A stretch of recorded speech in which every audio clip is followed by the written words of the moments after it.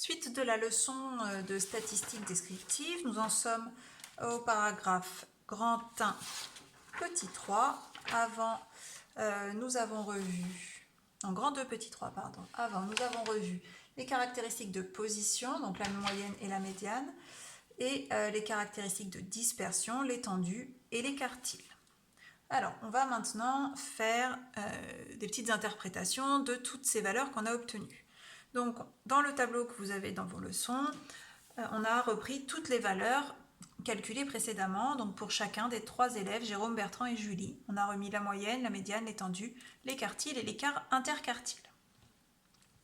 Alors, donc on commence par s'intéresser aux moyennes. On l'avait déjà dit à ce moment-là, mais toutes nos moyennes sont à peu près égales. Alors, ça a peu de sens de s'intéresser juste aux moyennes parce qu'on voit bien que ces 3 élèves aient des moyennes identiques, leurs notes ne se répartissent pas du tout de la même manière. Et la première caractéristique qui nous a permis de le voir, c'était aussi l'étendue. Okay, on voit bien que Jérôme a une étendue beaucoup plus importante que Bertrand et Julie. Ça signifie que Bertrand a des notes qui sont très dispersées. Ça va très bas, ça monte très haut, alors que Bertrand et Julie ont des notes qui sont assez homogènes. Elles sont toutes à peu près autour de la même valeur. Donc juste la moyenne seule permet peu de comparer des séries. Ensuite, on avait parlé des médianes. Donc on va interpréter la médiane de Jérôme, je vous l'avais dit à ce moment-là, mais la médiane, c'est la valeur centrale. Ça veut dire que pour Jérôme, une médiane de 12, ça veut dire qu'il a eu au moins la moitié de ses notes inférieures ou égales à 12 et au moins la moitié de ses notes supérieures ou égales à 12. On pourrait résumer, même si ce serait un petit peu exagéré, de dire que la moitié de ses notes sont inférieures à 12, la moitié de ses notes sont au-dessus de 12. Il a autant de notes en dessous de 12 que de notes au-dessus de 12. C'est le même cas pour Julie, qui a la même médiane. Par contre, Bertrand, lui, a une médiane de 12,5, donc il faudrait faire la même interprétation pour Bertrand et 12,5. Alors, passons aux quartiles, qui sont des caractéristiques de dispersion.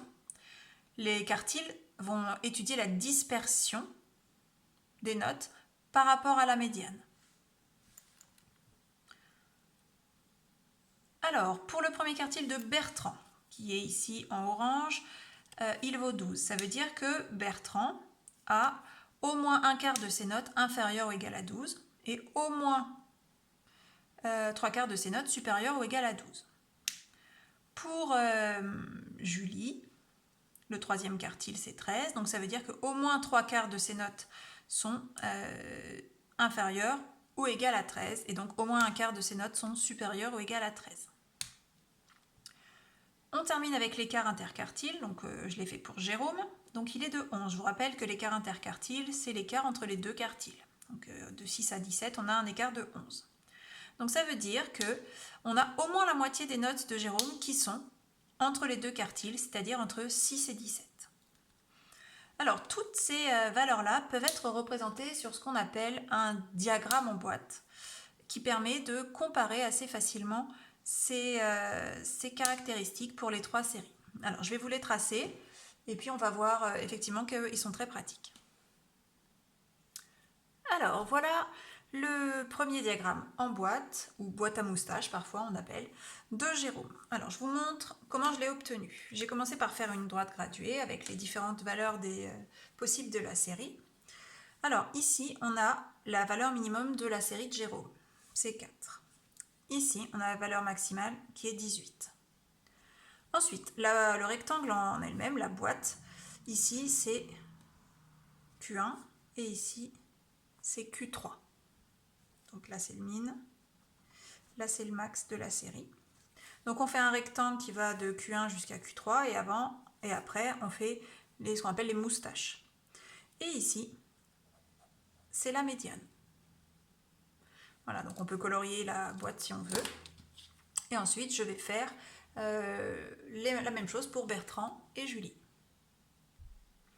Et voilà pour les autres diagrammes en boîte pour Bertrand et Julie. Donc visuellement, on voit tout de suite que les 3 séries sont très différentes. Celle de Jérôme est très dispersée.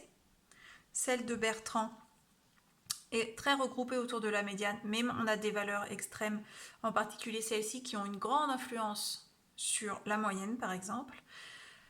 alors que celle de Julie, voilà, elle est un petit peu moins, elle est un peu plus dispersée que celle de Bertrand, mais beaucoup moins que celle de Jérôme, et des valeurs extrêmes qui sont assez cohérentes, c'est-à-dire qu'il n'y a rien de très éloigné de la plupart des valeurs. Donc voilà,